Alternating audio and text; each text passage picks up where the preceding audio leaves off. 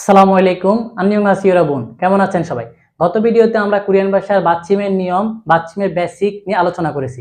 আজকে ভিডিওতে আমরা বাচ্চিমের প্রথম 6টি যে নিয়ম আছে সেই নিয়মগুলো নিয়ে আলোচনা করব। চলেন শুরু করি। আমরা গত ভিডিওতে জেনেছি যে বাচ্চিম কাকে বলে। বাচ্চিম হলো কোনো স্বরবর্ণ অথবা ব্যঞ্জনবর্ণের নিচে যে ব্যঞ্জনবর্ণটি বসে তাকে বাচ্চিম বলে। তো আমরা ওই বাচ্চিমের যে প্রথম নিয়মটি আছে সেটি হলো 1 নাম্বার নিয়মটি হলো বাচ্চিমের পর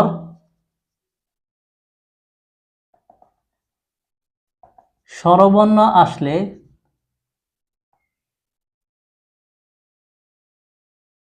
বাচ্চিমের অক্ষরটি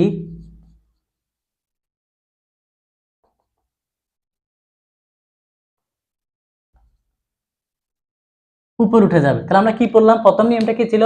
বাচ্চিমের পর স্বরবর্ণ আসলে বাচ্চিমের অক্ষরটি উপরে উঠে যাবে। এরকম যেমন আমরা যদি লিখি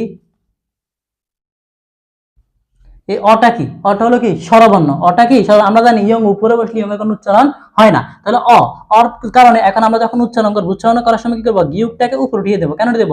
আমাদের শর্ত কি ছিল? বাচ্চিমের পরে কি আসলে? স্বরবর্ণ আসলে। তাহলে বাচ্চিমের পরে কি আছে? স্বরবর্ণ আছে। কি আছে? বর্ণ। স্বরবর্ণ আসলে বাচ্চিমের অক্ষরটি, বাচ্চিমের কি? অক্ষরটি, বাচ্চিমের অক্ষরটি কিসে যাবে? উপরে উঠে যাবে। কোথায়? উপরে উঠে যাবে। তাহলে আমরা উচ্চারণ করার সময় কি করব? এখন আমরা যদি স্বাভাবিকভাবে উচ্চারণ করি তাহলে উচ্চারণটা হয় মিউম অ ম, গিয়ুকের নিচে উচ্চারণ হলে ক হবে মগ অ ইও।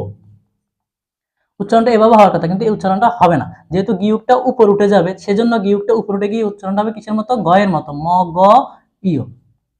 তো গিয়ুকটা উপরে কেন উঠছে? আমরা জানি যে বাচ্চিমের পর স্বরবর্ণ আসলে উচ্চারণের সময় বাচ্চিমটা উপরে উঠে যাবে। বাচ্চিমের সময় উচ্চারণের সময় বাচ্চিমের অক্ষরটি উপরে উঠে গিয়ে উচ্চারিত হবে। তো সেক্ষেত্রে গিয়ুকের উচ্চারণটা উপরে গেলে চেঞ্জ হয়ে যাবে। গিয়ুকের উচ্চারণটা মাঝখানে বসলে গ, প্রথম বসলে ক, আর নিচে বসলে ক। তাহলে আমরা প্রথম নিয়মটা দেখলাম। আরো কয়েকটা শব্দ দিয়ে দেখি।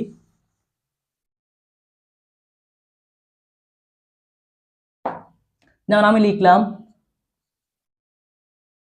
বাদাইও। এখন আমরা বাতাইও কি হবে? যদি আমরা এটা স্বাভাবিকভাবে উচ্চারণ করি তাহলে আমরা দেখি কি বিউ পা বা দ্বিগুণ নিচে বসলে উচ্চারণ হবে ত, বাত আ, বাত আ ইও, বাত আ ইও। এভাবে উচ্চারণটা হওয়ার কথা। কিন্তু আমরা জানি নিয়মে কি ছিল? বাচ্চিমের পরে যদি স্বরবর্ণ আসে, বাচ্চিমের পর যদি কি আসে? স্বরবর্ণ আসে, উচ্চারণের সময় বাচ্চিমের অক্ষরটি কোথায় যাবে? উপরে উঠে যাবে। তাহলে এখানে যখন দ্বিগুণটা থাকবে, এখন আমরা উচ্চারণের সময় শব্দটা থাকবে কিন্তু এরকমই। আমরা উচ্চারণের সময় মনে মনে কি করবো? গিয়ুকটাকে উপরে নিয়ে, দ্বিগুণটাকে উপরে নিয়ে উচ্চারণ করবো কি? বাদাইও।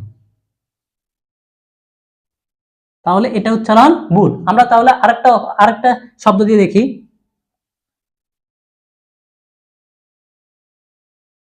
বিউপ শিউত উচ্চারণ হবে কিসের? বিউপে। তো শিউতটা যেহেতু সামনে আছে, শিউতটা যখন উঠতে যাবে শিউতটা উপরে উঠে যাবে। তাহলে এখন কি আমরা জানি বাচ্চিমের পর স্বরবর্ণ থাকে, উচ্চারণ বাচ্চিমটা উপরে উঠে যাবে। তাহলে উচ্চারণটা হয় কি? অ, শিউতটা উপরে যায়, বিউপের পরে শিউত হচ্ছে সাংশিউত, তালব্য সভা স অপস ইয়। তাহলে আমরা এখন কি বুঝলাম? যে বাচ্চিমের পর যদি স্বরবর্ণ থাকে উচ্চারণের সময়, বাচ্চিমের পর যদি স্বরবর্ণ থাকে উচ্চারণের সময় বাচ্চিমটি উপর উঠে গিয়ে, বাচ্চিমের অক্ষরটি উপর উঠে গিয়ে উচ্চারিত হবে। তাহলে 1 নম্বর নিয়ম আমাদের মোটামুটি শেষ। এখন আমরা 2 থেকে 6 যে 5টি নিয়ম আছে, 2 থেকে 6 যে 5টি নিয়ম আছে সেই 5টি নিয়মকে আমরা একটি নিয়মের আওতায় আনবো। একটি নিয়মের আওতায় আনবো। কিরকম? আমাদের সত্যগুলো কি? সত্যটা দেখি। সত্যগুলো কি? গিয়ুক, দ্বিগুত, বিয়ুপ, শিয়ত, সাংশিয়ত, জিউত, সিউত, থিউত, হিউত। এই বর্ণগুলো আমাদের একটু মাথায় রাখতে হবে। এগুলো হচ্ছে কি? সত্য। কিরকম সত্য? গিয়ুক, দ্বিগুত, বিয়ুপ, শিউত, সাংশিয়ত, জিউত, সিউত, থিউত, হিউত। এই বর্ণগুলো যদি কি থাকে? এই বর্ণগুলো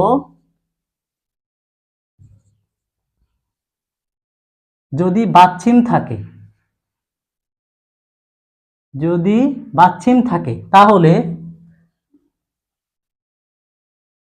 গিয়ুক হয়ে যাবে সাংগিয়ুক কর মতো উচ্চারণ, দ্বিগুত হয়ে যাবে সাংদ্বিগুত ত এর মতো উচ্চারণ, বিয়ুপ হয়ে যাবে সাংবিয়ুপ প এর মতো উচ্চারণ, শিউত হয়ে যাবে সাংশিউত স এর মতো উচ্চারণ, জিউত হয়ে যাবে সাংজিউত স এর মতো উচ্চারণ। তাহলে আমরা কি বুঝলাম?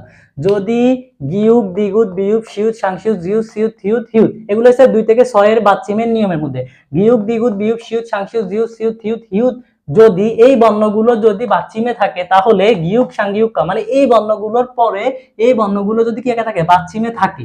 তারপর যদি বাচ্চিমের পর আবার একটা গিয়ুক থাকে, উচ্চারণের সময় গিয়ুকটাকে সাংগিয়ুক ক করে দিতে হবে।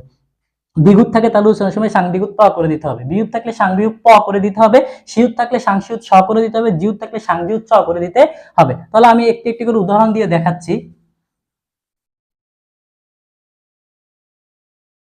আমরা একটু সত্যটা আবার একটু লিখি। আমরা জানি নিয়মটা হচ্ছে কি 2 থেকে 6, 5টি নিয়মটা আমরা একটা নিয়মের আওতাধীন নিয়ে এনেছি। আমরা সত্যটা দেখি। সত্যটা হলো কি গিউক দ্বিগুত বিয়োগ সিয়ত সাংসিয়ত জিউত সিউত থিউত হিউত, এই বাচ্চিম এই ওয়ার্ডগুলো যদি কি আকারে থাকে, বাচ্চিমে থাকে। কিসে থাকে?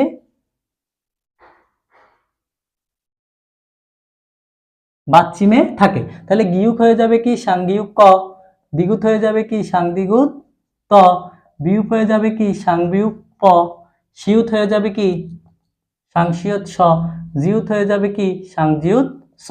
যেমন আমরা যদি প্রথম ওয়ার্ডটা লিখি মিউম অ বাচ্চিম গিউক গিউক।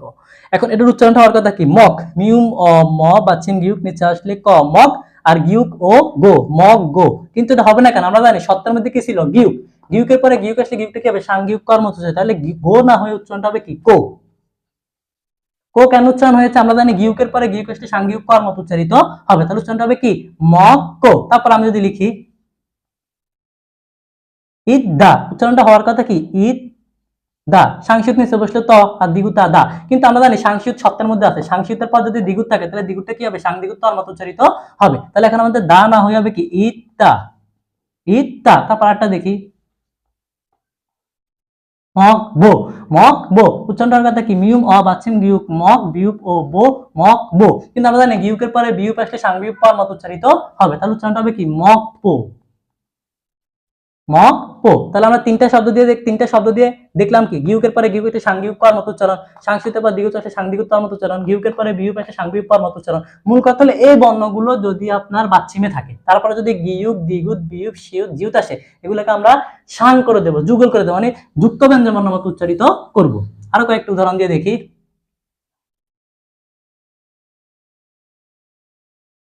মগ সুপ্নিদা, উচ্চারণটা হওয়ার কথা কি মগ সুপ্নিদা, কিন্তু উচ্চারণটা ভুল। শুদ্ধ উচ্চারণটা হলো মিউম অ বাচ্চিম গিউক মক, মক। গিউকের পরে সিউত আসলে সিউতটা কি হবে সাংসিউত সালব্যসম্মত উচ্চারিত হবে, তাহলে হচ্ছে কি মক সু। বিউপের পরে নিউন আসলে বিউপটা মিউমের মতো উচ্চারিত হবে, তাহলে mock sum Nida, mock sum Nida. তারপর আমরা আরেকটা নিয়ম আরেকটা শব্দ দেখি বাদজি, উচ্চারণটা হওয়ার কথা কি বাদ জি, বাদ জি, কিন্তু বাদ জি উচ্চারণটা হবে না। কেন হবে না? দ্বিগুতের পরে জিউত আসে, সত্যের মধ্যে দ্বিগুত আছে আছে, তারপরে কি জিউত আছে আছে, তাহলে জিউতের উচ্চারণ কি সাংজিউত চর্ম উচ্চারিত হবে, তাহলে হবে কি বাদ সি, বাদ সি। তারপর আমরা আরেকটা উদাহরণ দেখি